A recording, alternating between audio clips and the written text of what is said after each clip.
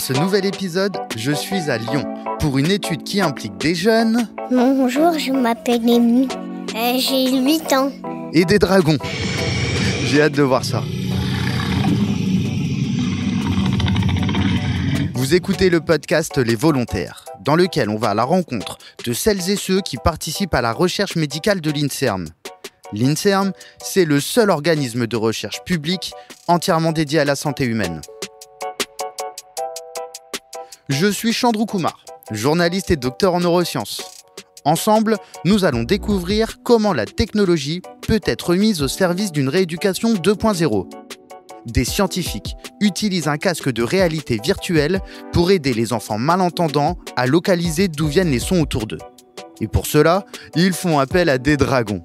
Mais comment s'assurer que cette méthode innovante est efficace et adaptée aux jeunes volontaires ? C'est tout l'objectif de l'étude scientifique KidTrain, ou en français, entraînement des enfants. Allez, on y va. Bonjour.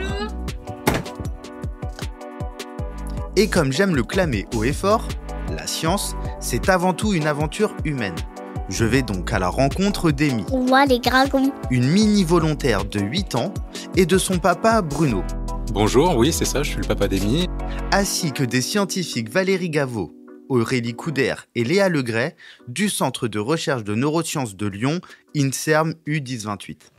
Bonjour Amy, tu viens ? On rentre dans la salle ? Ouais. C'est parti, t'es prête ? Oui, prête. Super, on va voir les dragons ? Oui, je connais les dragons. Bon, allez, on y va. Allez, c'est parti. Je suis actuellement dans une petite pièce de l'hôpital Édouard Herriot. Eh mais dis donc, t'es bien installée avec ta petite chaise ? Bah oui. Devant moi, il y a Amy, 8 ans, atteinte de surdité sévère. Son papa Bruno qui veille sur elle et Valérie Gaveau, Corinne Amat et Aurélie Couder qui mènent une drôle d'expérience. Amy porte sur ses yeux un casque de réalité virtuelle. Vous savez, ces casques électroniques imposants qu'on pose sur nos nez et qui prennent tout notre champ visuel pour diffuser des images sur écran. L'avenir du jeu vidéo, à ce qu'il paraît. Donc elle va nous aider à le positionner et une fois qu'il sera bien mis, on pourra commencer le jeu avec les dragons. Amy entend des mots qui sont prononcés autour d'elle. Caillou. Caillou. Tu regardes la croix ? Volcan. Volcan.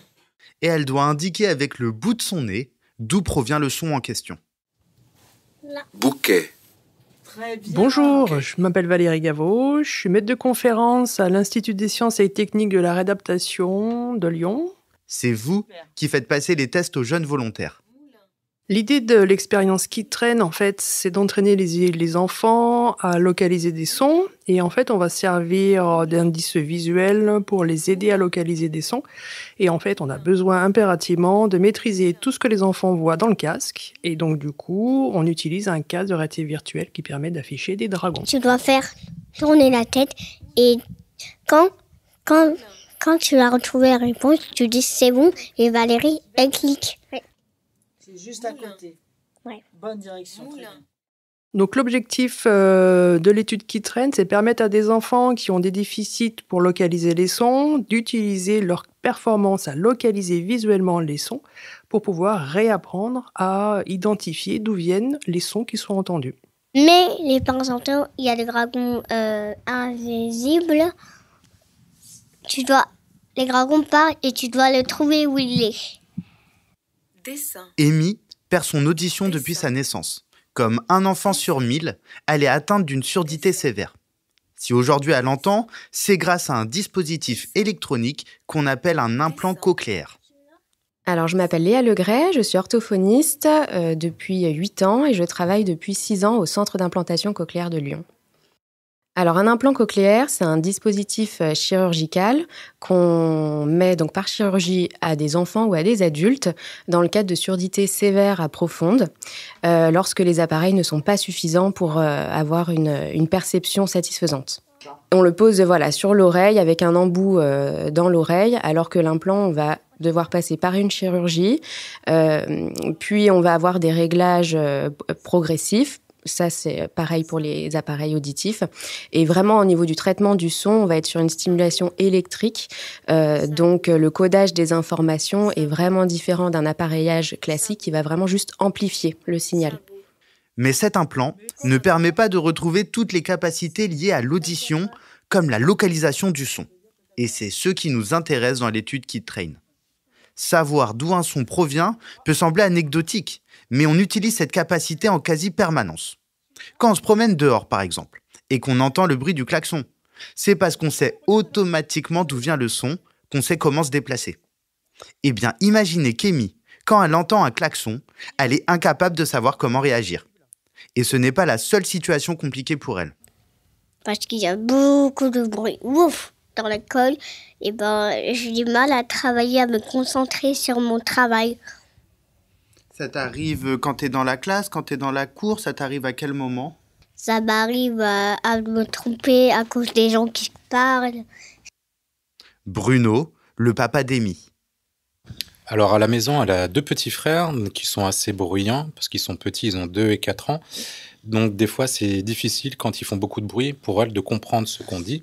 Donc on est obligé de répéter souvent.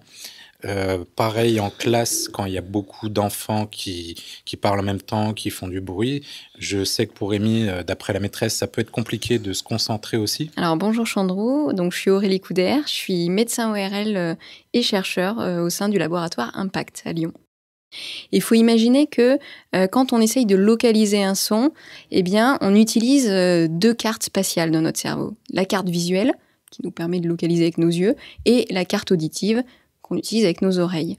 Et le problème, quand on est malentendant et qu'on est implanté cochléaire, on a une carte visuelle qui fonctionne bien, mais par contre, la carte auditive, elle est défaillante. Donc avec la rééducation, on espère pouvoir rematcher ces 2 cartes, visuelle et auditive, pour que ces 2 cartes deviennent enfin complémentaires chez ces enfants. L'objectif de l'étude KidTrain est donc de trouver une méthode efficace pour entraîner le cerveau d'Amy, ainsi que de 16 enfants de 7 à 17 ans à mieux localiser les sons grâce à un entraînement de 4 semaines. Léa Legray est orthophoniste. Elle reçoit des patients avant et après que le dispositif cochléaire soit implanté et elle contribue à l'étude KidTrain.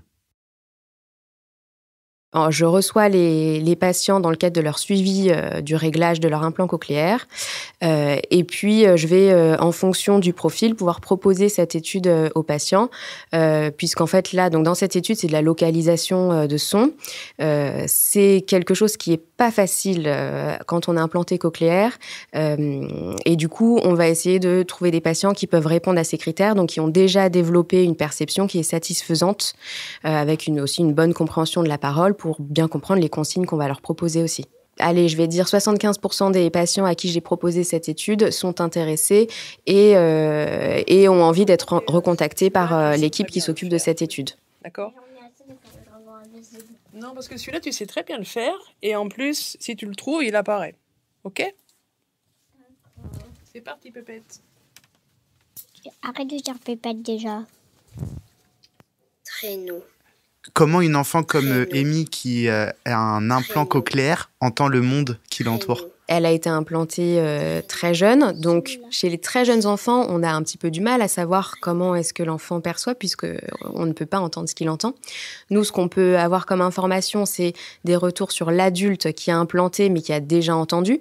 Donc en général, on nous dit que c'est une perception qui est assez métallique, robotique, mais qui devient de plus en plus naturelle. Donc globalement, là, Amy, elle entend pas aussi bien que nous, mais elle est, en termes de perception auditive, elle n'est pas très loin de ce que nous, on peut entendre. Excepté la spatialisation du son, c'est-à-dire qu'elle entend à peu près comme nous, sans forcément être en capacité de dire le bruit vient plutôt de la gauche, plutôt de la droite, plutôt de devant, plutôt derrière. Alors voilà, entendre, c'est vraiment percevoir des sons. Après, il y a ce qu'on va faire derrière de ce qu'on entend. Il y a la compréhension que je vais mettre derrière, donc l'identification de la parole, l'identification des bruits, etc. Et puis, effectivement, la localisation sonore qui est encore une étape dans ma compréhension du monde auditif, on va dire. Eh oui. Muguet. Muguet. C'était dehors, ça. C'était dehors. On oublie. On commence un autre, on le met à 3. Docteur. Docteur. Aurélie Couder, médecin-chercheuse. Alors les meilleurs résultats de notre rééducation, c'est des vrais changements dans le quotidien des enfants. Ces changements, ça passe par le fait que Quand ils sont chez eux, ils arrivent plus facilement à localiser leur papa ou leur maman quand ils les appellent dans une autre pièce. Mais c'est aussi des enfants qui seraient beaucoup plus confortables dans leur vie de tous les jours, dans les milieux bruyants, comme dans la cour de récréation. Parce que ces enfants-là, ils sont souvent fatigués en fin de journée parce qu'ils font énormément d'efforts pour se concentrer à localiser toutes les sources autour d'eux. Alors, ce qu'on espère comme résultat, c'est bien sûr des résultats chiffrés avec une amélioration des performances absolues, finalement, de localisation, mais c'est surtout une amélioration de la qualité de vie. Et ça, on arrive à le mesurer avec des questionnaires. Je vois que Amy aussi a fait beaucoup de progrès, donc ces progrès, j'ai pu les constater. À la maison, donc des portes qui claquent, des bruits que les petits frères peuvent faire dans une pièce. Elle arrive plus facilement maintenant à me dire d'où vient le bruit, quelle est la porte qui peut claquer, ou même quand on discute, je trouve qu'elle me fait moins répéter aussi. Donc au fil du temps, je vois une nette progression et je pense que c'est bénéfique pour Amy. Grâce au jeu des dragons adapté au casque de réalité virtuelle, la rééducation auditive des enfants atteints de surdité promet donc d'être facilitée. Alors les suites qu'on espère avec l'étude KidTrain, c'est de pouvoir proposer cette rééducation plus largement à l'ensemble des patients implantés, mais aussi des patients qui sont porteurs de prothèses auditives. Et finalement, pas que dans le milieu hospitalier, mais si on voit à plus grande échelle, ce serait de pouvoir exporter cette rééducation en libéral, notamment avec les orthophonistes. Docteur.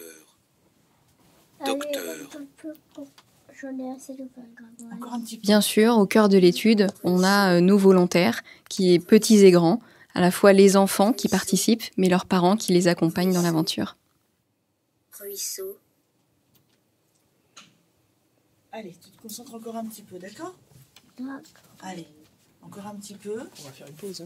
Et après, on fera une pause. Que chaque enfant a une histoire qui est différente, chaque enfant nous fait confiance, mais des confiances, ça se construit.